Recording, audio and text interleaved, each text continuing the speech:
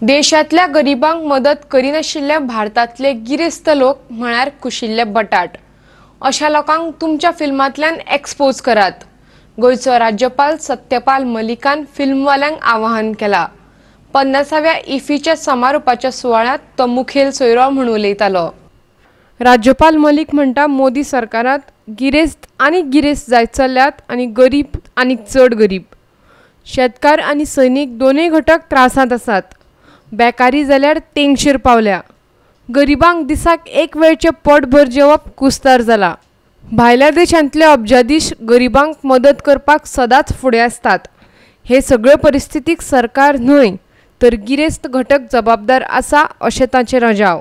पळयात ताचें म्हणणें कि हिंदुस्तान में सिर्फ वो नहीं हो रहा है जो दिखाया जा रहा है, बहुत कुछ हो रहा है जो दिख नहीं रहा है। हिंदुस्तान में अभी भी गुर्बत है, अभी भी बेरोजगारी है। शहरों में आप देखिए वो जो बैकपैक जिसको बोलते हैं, किसी ने इजाद किया होगा, बहुत बढ़िया चीज है। उसको लटका के हजारों हजार लड़का पैदल घूमता रहता है अपनी रोजी की तलाश में। उसको हम कोई बढ़िया रोजी गारंटी नहीं कर सकते हैं। यही किसान का हाल है। जवानों का तो मैं देख के आया हूं।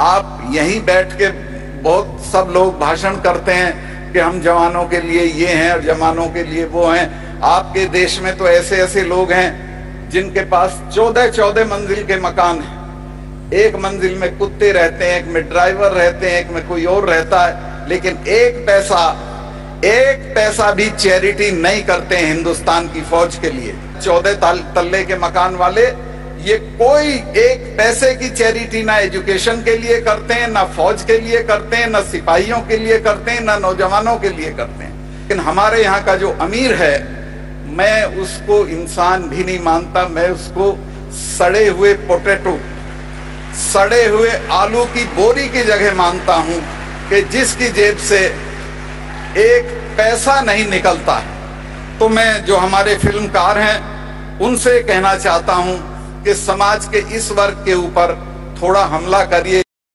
पणजेच्यान आमचो खबराकार समीप नार्वेकार।